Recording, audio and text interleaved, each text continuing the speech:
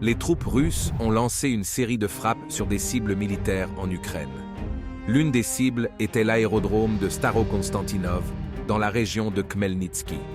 Un important incendie s'est déclaré sur le site. Des missiles hypersoniques, Kinzhal, ont également touché des cibles dans les régions de Jytomyr et de Vinnytsia. On sait qu'un champ de tir de chars a été touché, ainsi que le régiment de soutien opérationnel de l'armée ukrainienne. À leur tour, les troupes ukrainiennes ont de nouveau tenté d'attaquer Moscou à l'aide d'un drone. L'appareil a été intercepté par des systèmes de défense aérienne dans la région de Podolsk, sans causer de graves dommages. Dans le secteur de Svatovo, après un long assaut, les troupes russes ont pris le contrôle total de Novoselovskoye. En ce moment, des combats sont en cours pour étendre la zone sous contrôle autour du village détruit.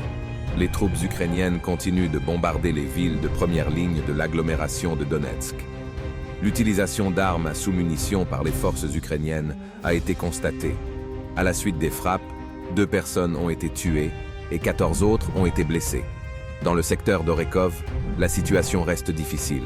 L'ennemi continue d'attaquer Rabotino.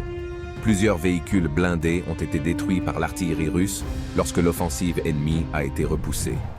Les forces russes ont lancé plusieurs frappes sur les zones arrières de la concentration ennemie dans la région de Zaporojye. Des dépôts d'armement ont été détruits, ainsi que des hangars contenant des équipements aéronautiques de l'armée ukrainienne sur l'aérodrome de Zaporojye. Dans le secteur de Kherson, les forces ukrainiennes continuent d'essayer d'accroître leur présence sur l'île d'Antonovsky. Les troupes russes infligent des dégâts dans les positions ukrainiennes, en essayant de bloquer les actions de l'ennemi. Des unités ukrainiennes ont lancé des frappes avec des missiles de croisière Storm Shadow sur le pont traversant le détroit de Tonki et le pont de Chongar. Les systèmes de défense aérienne ont partiellement repoussé l'attaque. Cependant, les ponts et une école du village de Chongar ont été légèrement endommagés.